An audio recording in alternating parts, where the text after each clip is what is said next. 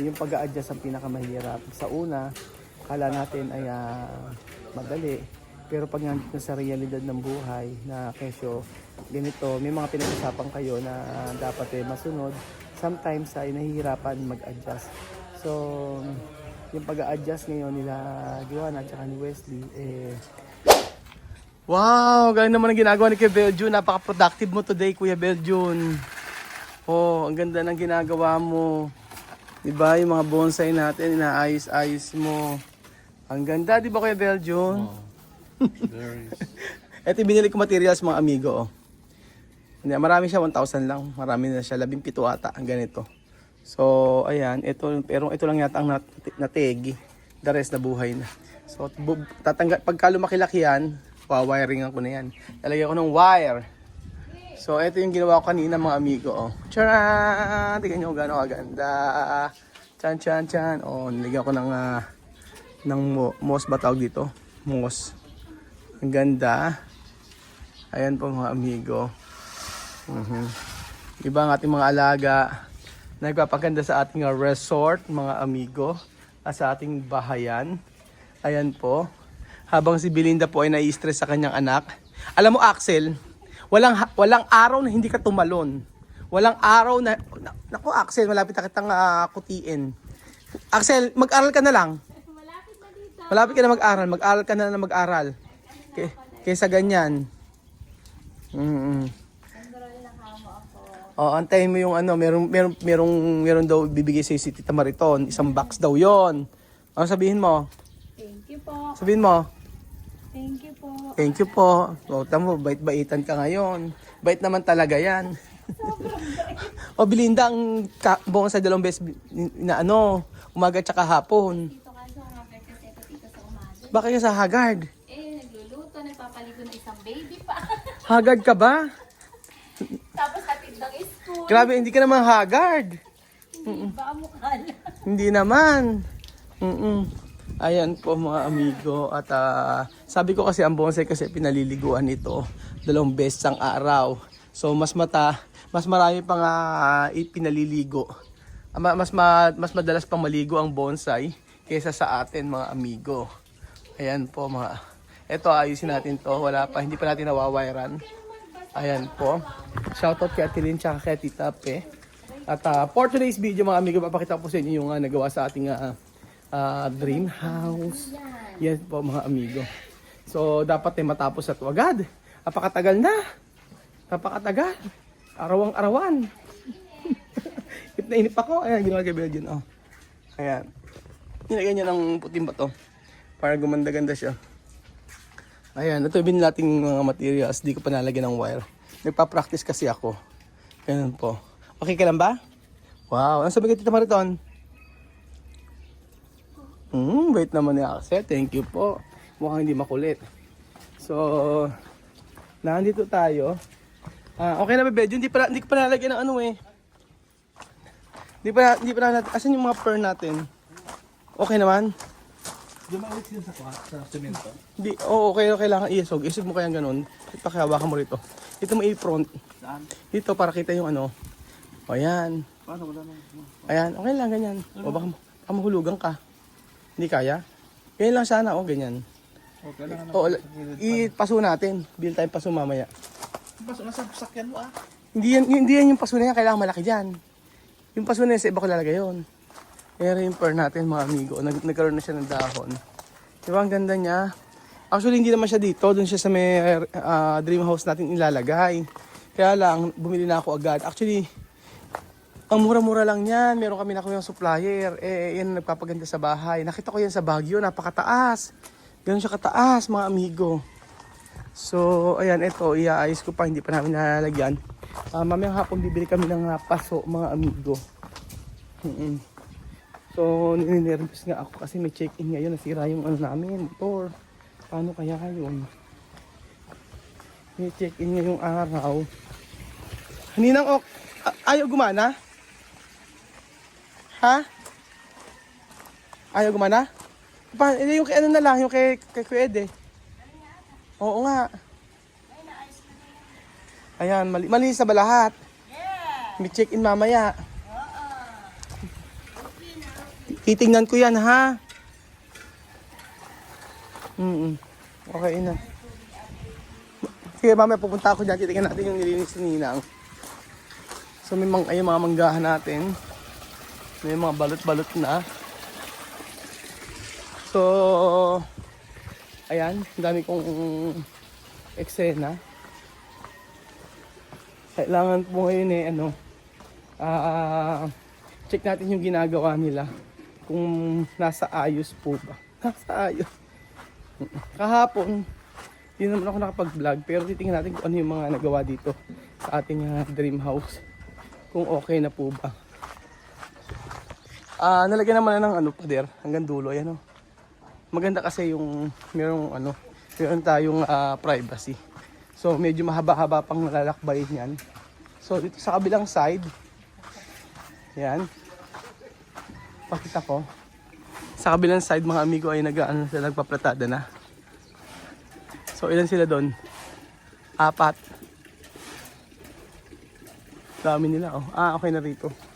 4 sila nagpaplatada na dapat ay matapos sila agad yan. Napakatagal na. Oo, ayan na yung sa gilid. Ayan. Kumusta naman, sarap? Kumusta naman ang araw mo? Ano yung panalangin mo kanina umaga? Sabi ko, gandang umaga po, Panginoon. Amen. Sana po ay patuloy niyo akong bigyan ng biyayang linaw sa buhay ko. Pagpapala, kalakasan. Amen. Amen. Dapat doon lagi pinagpe-pray. So yun po mga amigo, ito na po ang ating nakikita. Chan. Ayan na po, naplatadahan na siya. So itong part na lang na ito nang hindi pa. And then itong part na ito hindi pa. Pero itong part na ito ay meron pang mga inaayos-ayos pa yung baba pa. Pero the rest ay okay na. Ayan po. Ewan ko po kung magugustuhan niyo yung yung aking biniling tiles. Sabi nila makintab. Pero ito yung nabili kong tiles. Ayan. Para dito, 60, yan? 120 by 60. 120 by 60 para po dito mga amigo. And then, ayan. Titingnan natin. Tingnan natin kung ano pa yung natapos. Para at isa alam na alam nyo. Ang mga eksena dito. Ayan. Chan. Meron na susunog dito. Susunog. Ayan po. So sa kisame, okay na to. Lalagyan na lang. Ito naman ay lalagyan na lang to.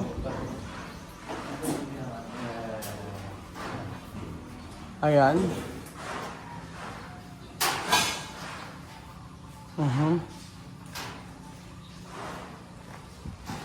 Tapos ito wala pa. Tingnan natin isang kwarto. Kumusta ginagawa nila. Tingnan natin kung okay.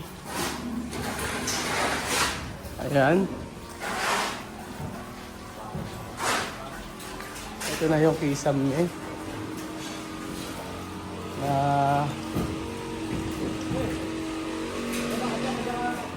Ginagawa. Sira ba ninaw?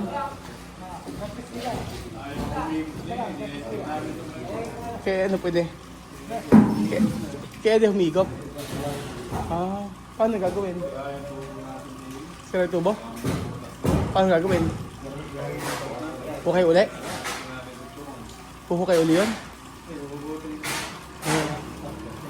Sira yung ko namin ng swimming pool. Buti meron sa kabila, meron doon sa may patubig. Nakiano lang kami. Baka nalagyan ng bato. Nabatuhan siguro. Ayan si Ninang.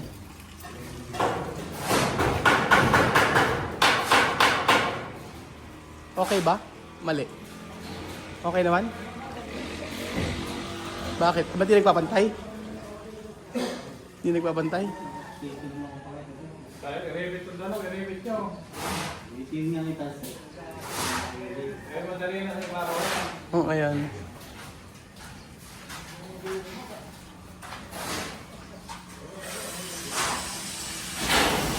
So, eto na siya.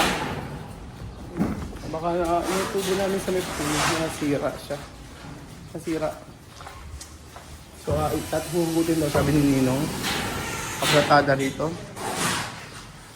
Yan. So, ayan po. Ang kanilang mga pinaggagawa. Tapos naman na to. Ang araw. Medyo kasi lang gusto ko may ilaw dito, mga amigo. Gusto ko may ilaw dito sa part na to. Ayan po. Medyo parang ano. Eto, gusto ko kasi ilaw dito. May ilaw dito, paikot yan. Tapos kaganon din siya, may ilaw din siya. Wala, yan, paikot siya, may ilaw. Gusto ko ganon.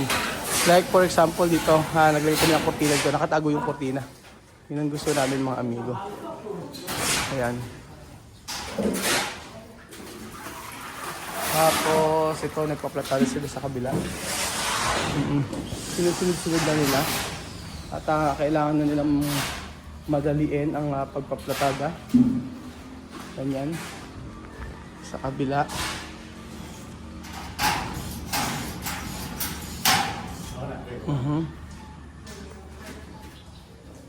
Mas madali. Ano mas matagal Kuya JR pag ganyan? Mas madali kakabit lang ganon. Pagka kinabit na yun na lang madali. Yung ganyan lang matagal. Electrical pa kasi. Hindi naman nasasarado. Lahat muna puro paring muna. Para makita nyo po yung design, para kung halimbawa, kung gusto ko yung pabago, pwede baguhin. Sa Kung ibang design pa gusto nyo. okay, sige. Pagkagay yung design nyo. Pinaparingan daw muna. Sabi nga na ni Kuya JR, para daw if ever na may babaguhin design, pwede magbago ng design. Pero hindi na. Okay na yan kung anong design natin. Yung kwartong tato na to, magkakamukha naman. Yung dalawa na to magkamukha, yung isa lang magkaiba na design. Dito wala pa kaming design na napipili para sa paring. So yun po mga amigo. Pag daw finishing tumatagal. Totoo naman. Kasi yung pagpaplatada nga lang ang tagal eh. Sobrang laki kasi mga amigo. Kahit sa kuting natin. Opo, pero at least masusunod yung gusto natin. Like for example, dito, o tingnan naman yung pinto yun natin, hamba. Gano'ng kalaki. Dito naman sa part na to, okay naman. So, sabi ko dito, medyo babaan nila yung kisame, pero okay lang kahit mataas naman.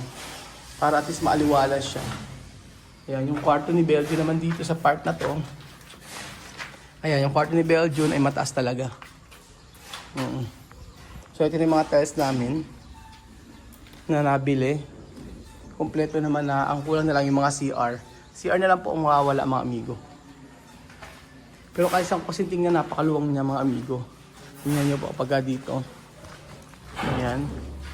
Pero ang importante dapat may mga materyales. Kasi hindi nabibitin. So ayan po dito. Sobrang dami pang trabaho. Ito, hiuhuli daw nila Ninong to eh. Yan pa. Marami pang gagawin, marami pang paplatadahan. Pero at least nabubungan na. Ganun po. Pero pagka naplatadahan na lahat yan, mabilis na pag-i-skim coat. Yung pag-i-skim coat, isang araw nga lang, maraming magagawa eh. Isang buong kwarto na skim coat ng isang tao. So, alam nila kung ano yung alam nila kung ano ang gagawin nila. Alam nila kung ano yung uunahin. Tulad yan, ayun na-stop doon sa pinakadulo. Dito po, natapos na dito, tsaka yung gilid, dito na lang. Kasi wala pang platada yung isa. So, isa-isa po muna siguro. Iniuna nila yung ganoon. Ayan po. Ganyan po kasi. Bali, itong ere po kasing pinagawa natin na to, yung Casaguiñana, halos sa dalawat kalahati, parang ganoon yung laki. Ito, parang ganoon. Kaya talagang matagal ang pag-construction. Parang umaabot na siya, parang mga 6 months na siya. Hindi ako nagkakamali. Hindi ako sure, pero tingnan ko sa memories ko eh. Memory sa may phone. Ayan po. Ayan, mga amigo. Malapit ang matapos yung mga pagpaplatada. Sa kabila sila. So by next week for sure ay halos sa patapos na yung paikot na yan. Sobrang dami lang talagang kasing ipaplatada. Ganyan po mga amigo. Pero sabi ko nga po sa inyo ay yung ginagawa natin ito na dream house ay wala nagpagawa ng bahay na hindi na stress. Yun po ang totoo. Kung stress na stress po ako. Oo, isa kang immortal kapag hindi ka na stress sa pagpapagawa ng bahay. Kasi yung iba, syempre, yung mga gumagawa, tsaka yung may mga problem talaga, hindi maiiwasan. Minsan, hindi mo gusto. Minsan naman, ay hindi nasusunod yung ano mo, di ba, yung gusto mo, ganun. Pero maaayos at maaayos naman po. Sa lahat ng project, ganun po talaga. Dati hindi ako sanay, pero nasanay na. Ganun po mga amigo. Tapos, ayan, si Kuya Belgian ay happy. Mukha namang happy si Kuya Belgian. Tahimik lang siya. Ba't ka tahimik, Belgian? Bakit ka tahimik? Wala naman. Ayun, wala naman daw. So maagang, may nakikita naman natin yung nakikita natin yung itsura na talaga. Ayan po. Chan. Ayan. Pag natapos to mga amigo, masaya po tayong lahat. At welcome po kayo dito sa ating tahanan, mga amigo. Yun. Ano pa sasabihin ko? Ano ba sabihin ko? About pala sa mga nangyayari sa amin dito. So about sa pag-aaral ni Wesley, about sa lahat ng yan, ay syempre meron tayong yung nag-sponsor sa kanila. So sabi ko nga po pag ang isang Aprikano o isang